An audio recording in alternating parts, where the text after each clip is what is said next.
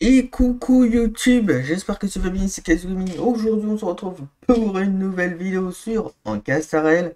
En effet hier on a eu le live d'annonce de la version 3.3 et tu t'es peut-être demandé, en fait, qui faut-il invoquer donc sur Ancastarel, pardon. On n'est pas sur Genshin, mais qu'il faut choisir sur Ancastarel. Dans cette vidéo on va analyser donc tous les personnages de la version 3.3 ainsi que les potentiels personnages qui seront disponibles lors de la version 3.4. Aussi dans cette vidéo, je vais t'inclure quelques briques d'informations qu'on a sur les personnages. Et bien sûr, par rapport aux personnages de la version 3.4, faudra attendre donc le live d'annonce de celui-ci, donc de la version 3.4. Mais aussi, on va également inclure les personnages qui sont actuellement en bannière. Et on va voir tout cela dans cette vidéo. Avant de commencer celle-ci, n'hésite pas à mettre un like et à t'abonner à la chaîne ainsi qu'à la cloche de notification. Ça m'aide énormément et ça m'encourage à refaire du contenu. Donc, pour commencer, on va parler des bannières qui sont actuellement disponibles. Et on va parler de Anaxa. Anaxa est un personnage donc de la voie de l'érudition et un personnage donc d'élément vent. Il y a déjà une analyse complète sur le personnage qui est disponible sur la chaîne. N'hésitez pas à checker la fiche I en haut à droite de cette vidéo. Mais en gros, donc Anaxa est un personnage donc, de la voie de l'érudition et un personnage donc d'élément vent 5 étoiles. Il s'agit d'un personnage qui peut être jouable en termes donc, de main DPS ainsi que sub DPS. Les avantages, ce qui est très très bien, c'est que comme c'est un personnage donc, de la voie de l'érudition, il s'agit donc d'un personnage qui va permettre donc, de faire des attaques de zone et des dégâts de zone. Et aussi, il va permettre d'appliquer 7 faiblesses élémentaires sur l'ennemi, ce qui est extrêmement puissant pour les éliminer rapidement. Et il peut le faire très très rapidement vu qu'il va pouvoir les appliquer de zone comme c'est un personnage donc, de la voie de l'érudition. Il y a également donc, des puissants dégâts mono-cibles et il va pouvoir réduire la robustesse de faiblesse. Vu que c'est un personnage donc érudition, aussi il va pouvoir annuler donc les actions supplémentaires des ennemis. Il va pouvoir avoir donc le contrôle de foule. Aussi, il a une rotation qui est très très flexible, donc comme ses avant. Donc ça, je liste ses avantages. Donc c'est un personnage qui peut seulement faire une attaque et donc juste faire les deux autres tours une rotation. Et il a une très très forte synergie dans les compositions top DPS. Aussi, un excellent bon avantage, c'est que tu n'es pas obligé d'aller chercher le code de lumière signature du personnage. Il fonctionne très très bien avec donc, son code de lumière, donc 4 étoiles qui est free to play, qu'on avait eu donc lors de l'événement principal de cette mise à jour-ci de la 3.2. C'est vraiment un très bon personnage. Mais l'inconvénient, c'est surtout dans les contenus de mémoire du chaos, qui a un peu plus de mal, où tu vas avoir besoin donc, de la grande Erta. La grande Erta, on va en parler un petit peu plus tard dans cette vidéo, mais elle a besoin énormément de ce personnage, puisqu'il a un petit peu plus de mal. Mais sinon, par rapport aux autres contenus, c'est un très très bon personnage. Après, donc c'est tout par rapport à ce personnage, donc c'est tout par rapport à ses avantages et ses inconvénients. Maintenant, on va parler de Dr Ratio. Dr Ratio, lui, c'est un personnage donc 5 étoiles imaginaire et un personnage donc tu vois de la chasse. Ce qui est bien, c'est que avec Dr Ratio, en soi, comme c'est un personnage de la chasse, enfin c'est un personnage mono-cible, et aussi ce qui est bien avec ce personnage-là, c'est qu'il s'agit donc d'un personnage qui a eu donc récemment des buffs. Notamment, il a été buffé avec le set de reliques donc d'Acheron. Ce qu'on a fait, ce set de reliques donc, va permettre d'augmenter les dégâts à chaque fois que tu appliques des malus sur des ennemis. Il a également eu récemment, donc en version 3.1, la précédente mise à jour, un buff avec Trivi. Ce qu'on a fait, donc, vu qu'il va faire régulièrement des attaques de suivi, et pour chaque ulti, donc Trivi va pouvoir apporter donc, du multi-cible, comme ce personnage est mono-cible aussi, donc c'est un personnage donc, qui a été offert. Et en fait, je te conseille pas tellement d'invoquer ce personnage parce que même avec Tribi, en soi, ses performances donc, sont quand même limitées. Et même donc, dans le contenu Fantôme de l'Apocalypse, qui est le contenu pour les personnages donc mono-cibles, il a quand même un petit peu de mal. Donc je te conseille donc pas trop d'invoquer ce personnage. Ensuite, on va passer au portail de la version 3.3. Donc on va voir Yacine. Alors, Yacine, je suis très très hype pour ce personnage-là, puisque Yacine, il s'agit donc d'un personnage de la voix du souvenir et un personnage donc d'élément enfant. Ce sera un personnage donc de survie, et comme c'est un personnage donc de la voix du souvenir, on va avoir son Nemesprit. En effet, il s'agit donc d'une créature, donc la petite Ifa, qui va permettre d'intervenir assez régulièrement. Et donc je vois un grand avenir pour ce personnage-là, puisque ses capacités en soi, ce qui va vous permettre donc de soigner ton personnage.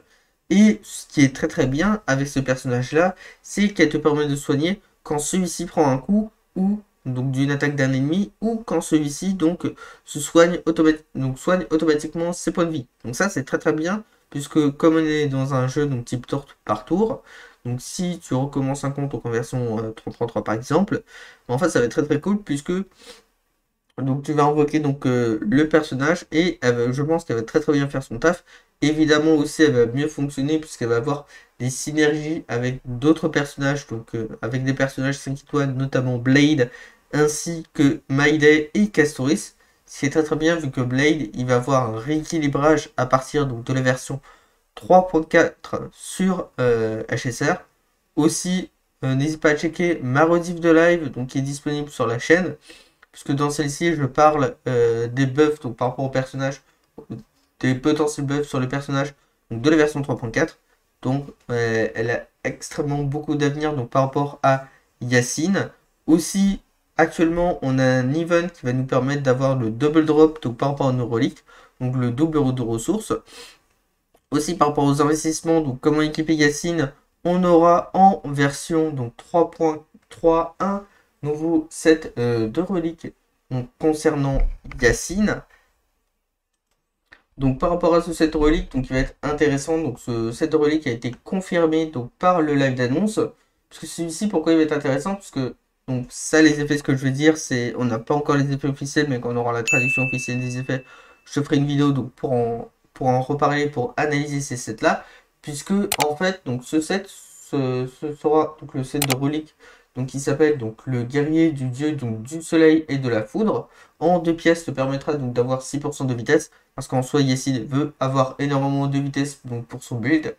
Et en plus, c'est que après, donc, quand le porteur donc, se soignait, donc un esprit, donc quand le porteur de esprit donc soigne des cibles en dehors d'eux-mêmes, donc ils vont pouvoir avoir un buff et cet buff donc, va permettre que d'augmenter de 6% la vitesse et les dégâts critiques des alliés de 15%. Donc ça c'est un set de relais qui est extrêmement puissant. On a aussi donc son set d'ornement pour augmenter les soins en fonction donc, de la vitesse du personnage.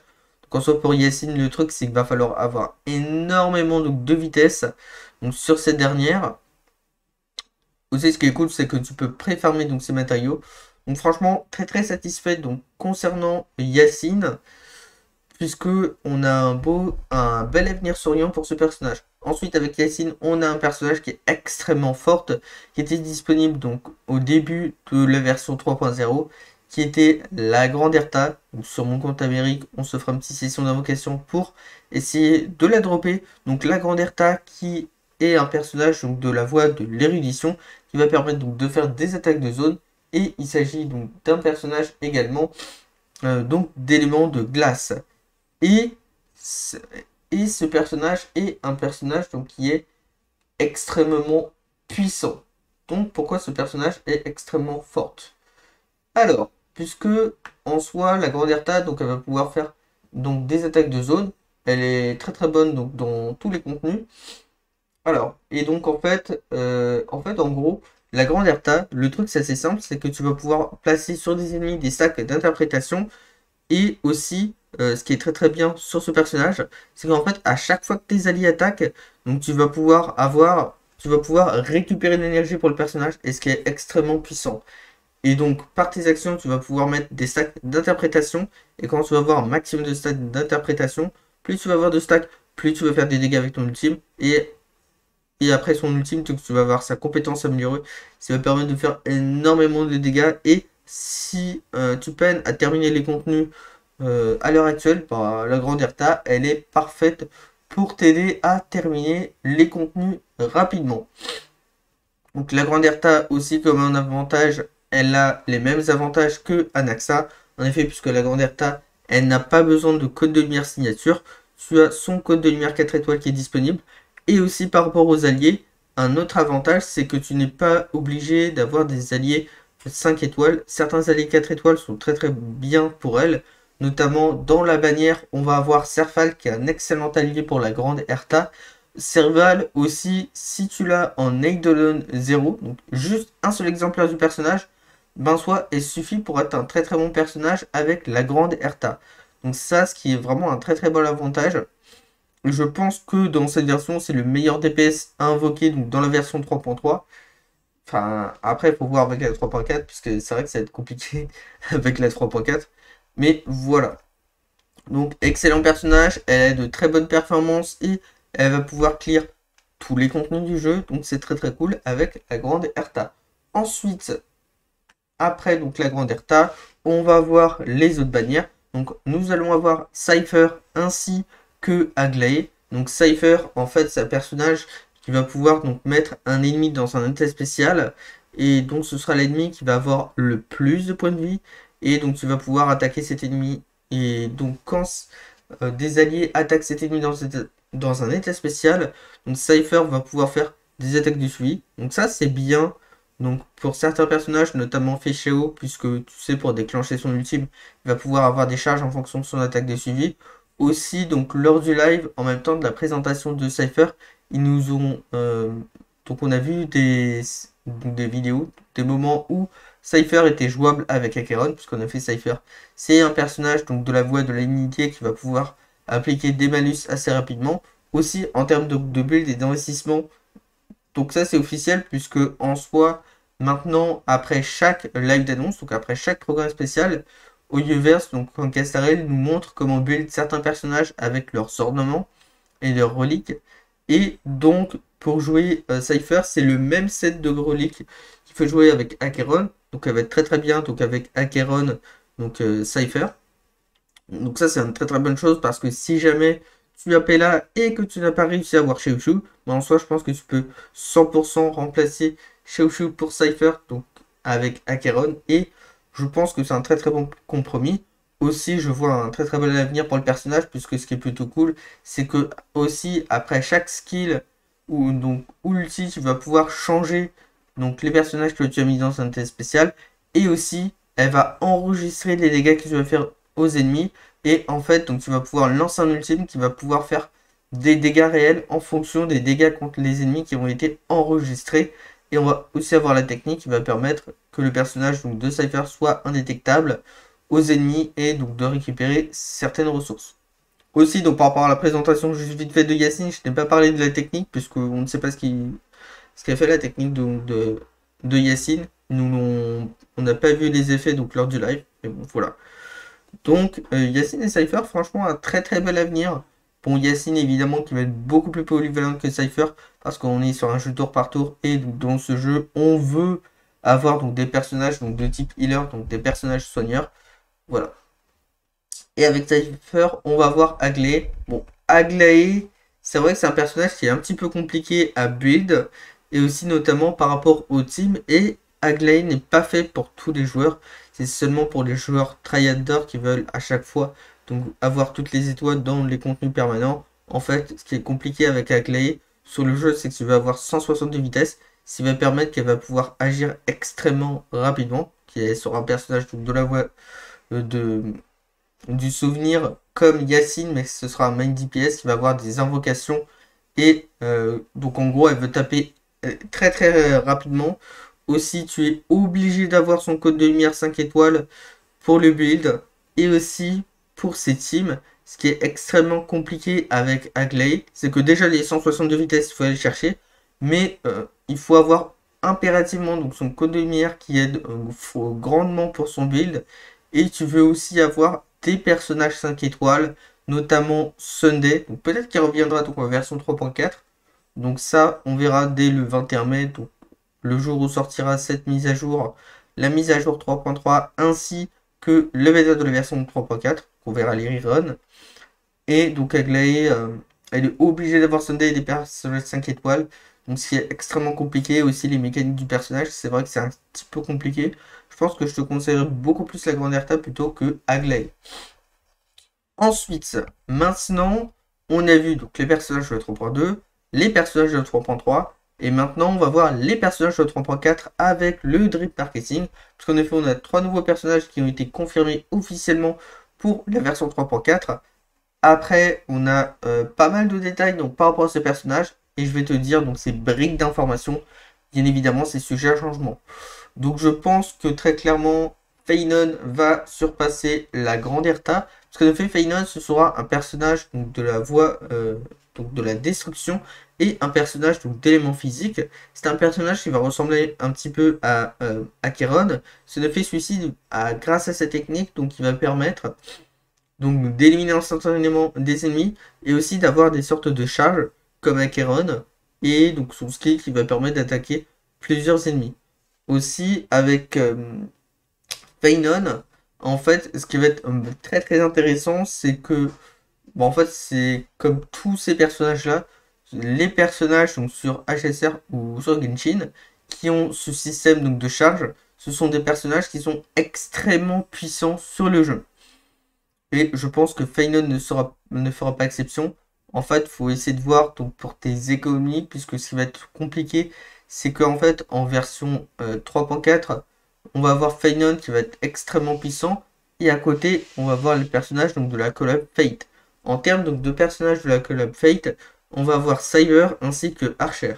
Ce qui est plutôt positif, c'est que Archer sera un personnage de la voie de la chasse et un personnage d'éléments quantiques qui sera disponible à partir du 11 juillet en seconde partie de la version 3.4. Et donc Archer, ce sera un personnage qui sera offert, donc il sera donné gratuitement. Donc par rapport aux briques d'information, on sait donc que Archer aura un DPS similaire à Mbibite en Lunae et qui va synergiser avec Sparkle. Ce qui est bien, c'est que quand tu vas avoir beaucoup de vitesse donc sur Sparkle, tu vas pratiquement pas en avoir donc sur Archer, qui sera un DPS donc critique et attaque.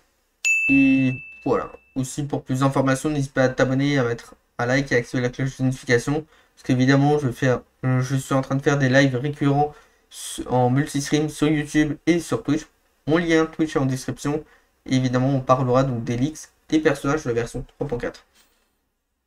Donc, après avoir si ça va être intéressant ou pas, donc Archer.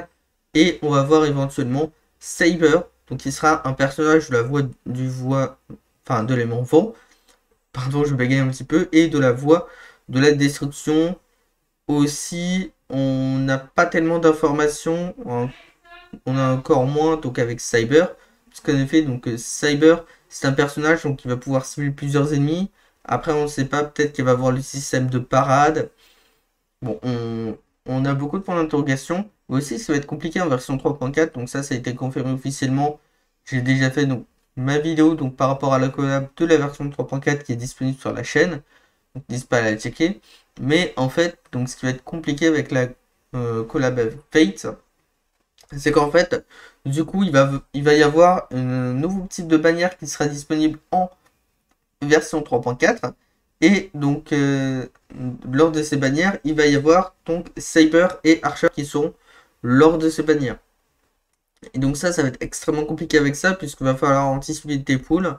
Enfin, moi, personnellement, je veux absolument avoir un personnage donc, de la Call Fate, donc c'est vrai que sur mon compte, ça va être compliqué.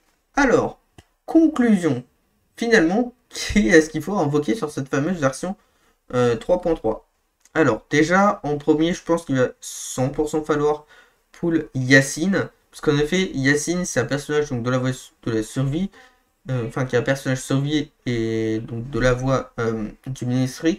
Et comme j'ai dit précédemment, vu que c'est un personnage donc, de survie, tu vas en avoir obligatoirement un sur ton compte. Et ça, c'est très très bien. Notamment aussi si, par exemple, admettons, dans tes teams, avec des personnages qui vont se jouer autour des PV, notamment donc avec Castoris, Maïdel ou Blade, si dans une de tes teams tu as un personnage de survie et si tu as un pas de très bon en seconde partie, donc ça va être bien de pull Yacine, mais Yacine va être très très bien sur toutes tes teams.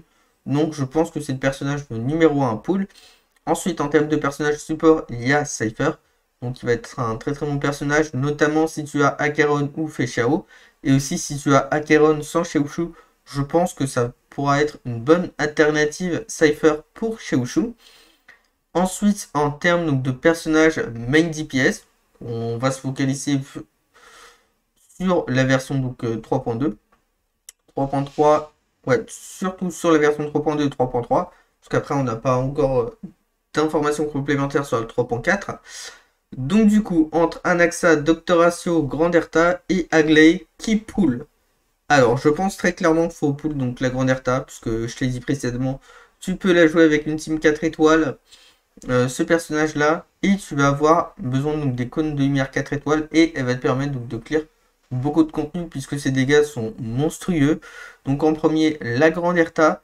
Ensuite, si tu as déjà la Granderta, Anaxa, puisque ces deux-là vont très bien aller ensemble, puisque Anaxa, il a des difficultés par rapport au clear du contenu de mémoire du chaos. Ça, c'est cool. Après, en dessous d'Anaxa, enfin après, ça dépend en fonction du type de joueur et donc en fonction de ton compte. Si tu as un compte assez avancé et que tu veux clear les contenus permanents, donc tu as Agley qui est une bonne option pour toi, mais il faut impérativement avoir son code de lumière signature et avoir 170 vitesses, donc c'est un petit peu compliqué.